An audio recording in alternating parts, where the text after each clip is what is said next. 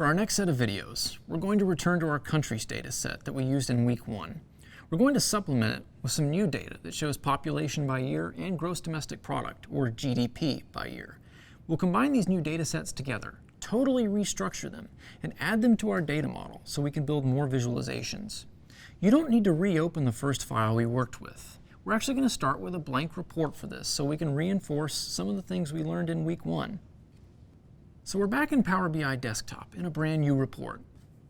As always, let's click our Get Data button and let's select Text or CSV, then find the folder where we unzipped our week 2 exercise files. Go to the Global Indicators subfolder and select countries.csv. We'll get our usual data preview, then click Transform Data and enter Power Query. Once again, we need to get rid of the columns we don't need, so I'm going to go to my Choose Columns feature, and from the list, I'm only going to select ISO3, display name, and continent. For this exercise, we don't need the area or population columns that we brought in the first time. We're going to keep this table lean and mean. Next, we'll rename display name as country, and then we're done with this query. Now we need to add in our other data sources.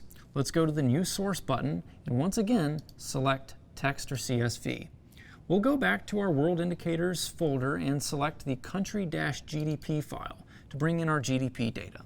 This data comes to us from the World Bank's Data Bank, which is a phenomenal resource for anyone looking to analyze data across different countries and regions.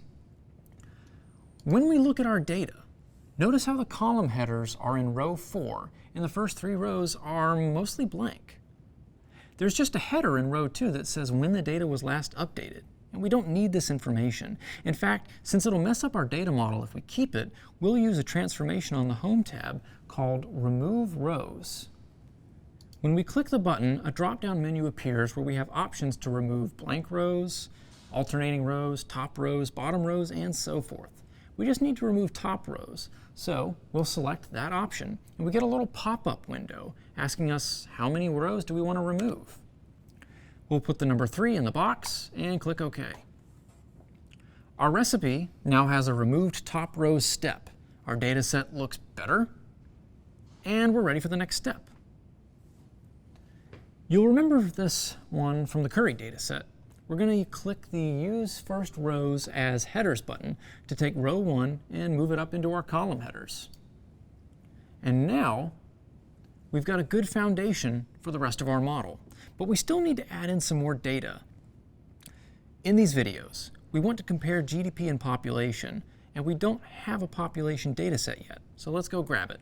Go to New Source, Text or CSV, and find the country-population CSV file and select it. Our population data set is now loaded, and let's go ahead and promote our first row into the column headers because we can already see that needs to happen.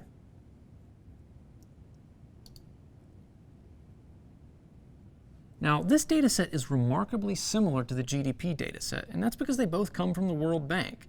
If we scroll through, we'll see they both have the exact same number of rows and almost the same number of columns.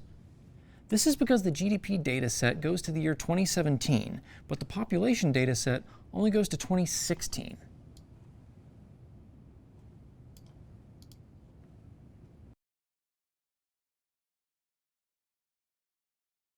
So there's a slight difference, but we'll deal with that in a moment. You'll remember that in our basketball data set, we used the Merge Queries transformation to take two data sets and combine them using a common identifier they both shared. That way, we could take data from one table and put it in another. Now I'm going to show you how you can combine two data sets by basically stacking them on top of each other. This is called the Append Queries transformation, and it's very useful for situations where you have two or more data sets that are similarly structured and you want to combine them. In the world of SQL databases, the Append Queries transformation is very similar to the union operator, which can be used to combine two or more result sets with the same columns. In this case, we have two data sets that came from the same source and have the same layout, but they're in separate files. This is a perfect demonstration of the Append Queries transformation. To get started, we're going to go to our country GDP dataset and click the Append Queries button on the far right side of the Home tab. A window appears asking if we want to combine 2 tables or 3 or more tables. We only want to do 2, and we're going to select the table we want to append using the drop-down list. Notice how Power Query helpfully points out that the GDP table is our current table, so we don't accidentally append the same data to itself. Then click OK. We have a new step in our recipe saying Appended Query, so let's scroll down through the dataset, and we can see that at row 218, our dataset switches from GDP data to population data. And when we scroll all the way to the right, we can see that the population data goes to 2016, but it's blank for all of 2017. We've successfully appended our queries, turning 2 datasets into 1. Before we go further, let's do some quick cleanup by removing columns we don't need. Let's remove country name and indicator name. We still need the country code and indicator code. In our basketball data exercise, we had our list of NBA teams that we imported and merged with Steph Curry's shot data. And after the merge, we told Power Query not to load that team list into our data model. We're going to do the same thing here with the population query. Since it's been combined with the GDP data, we don't need it anymore, and we don't want it in our data model. So I'm going to right-click on the country population query and turn off the Enable Load option, so this table doesn't show up in Power BI Desktop. Then, let's rename our country GDP query to Indicators.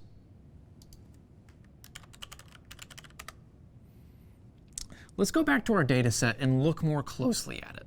Notice how each row is one country and all of the yearly data is displayed out to the side with 1 year per column. So it resembles a matrix. You see this format a lot when you're looking at data in spreadsheet form because it makes it a lot easier to interpret. It's not surprising that the World Bank would provide the data in this format, but this is actually about the worst possible format for Power BI Desktop because it's very inflexible. As you've seen by this point, if we imported this into Desktop, we would have over 50 columns in our table that we would need to drag in over and over again in order to visualize anything. We need to radically transform this data so it'll work better. And to do that, we're going to use one of my favorite tricks in Power Query, pivoting. There are 2 kinds of pivot operations we can do in Power Query, pivot and unpivot. We're going to demonstrate both methods so you can understand what they each do, but the simplest way of explaining it is this. A pivot takes rows and transforms them into columns, and an unpivot takes columns and transforms them into rows. So they're just opposites of each other, as their names imply. When we look at our indicators data, we need to take all these columns for each year and transform them into rows. So we're going to do an unpivot. There are 2 ways we can do this.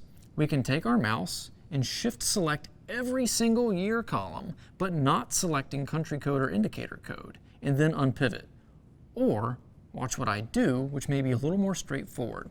We're going to select both country code and indicator code, then go to our Transform tab on the ribbon and find the Unpivot Columns button. There's a drop-down menu on this button, and when we see it, we notice there's an option to unpivot other columns. This is what we're going to do. By selecting our code columns and then telling Power Query to unpivot the other columns, we are in effect telling Power Query to unpivot just the years. And we should see the results immediately. A new step in our recipe that says unpivoted other columns, and suddenly our columns have been transformed into rows, with the years now showing up in a column named Attribute, and the values showing up in a column named Value.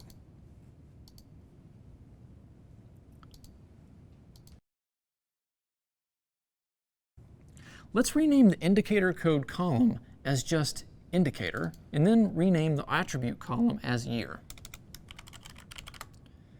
But we'll keep value named as it is.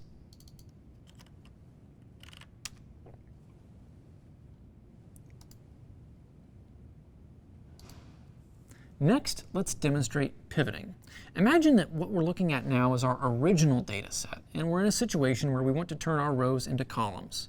To do so, select the year column, then click the Pivot Column button on the Transform tab.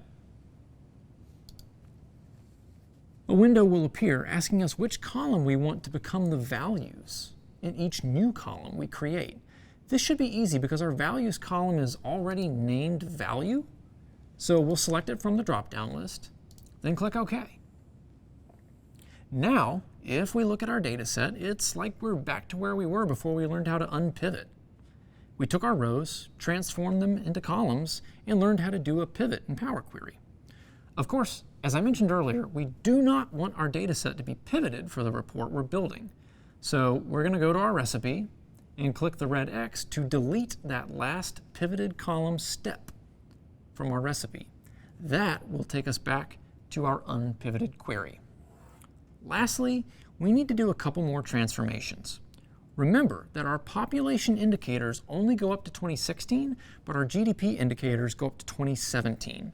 In this exercise, we're going to create a measure for GDP per capita, which is calculated by dividing GDP by population. That means when we get to 2017, we'll be dividing all of our GDPs by 0 because we won't have any population data for 2017. That would give us some bad results. So let's filter our year column and remove the year 2017.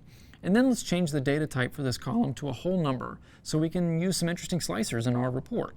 After this, I think we're ready to start building our report. Pivoting and unpivoting are great transformations to use when you're working with data that comes to you in a variety of formats. Sometimes you're going to encounter data sets that don't meet your requirements or that won't fit cleanly into Power BI. So you need to learn how to manipulate these formats and turn them into something useful. Furthermore, you may receive 2 or more data sets that have the same format, but they're broken out into separate files or worksheets. You just need to union them together, and that's where the append queries transformation comes into play.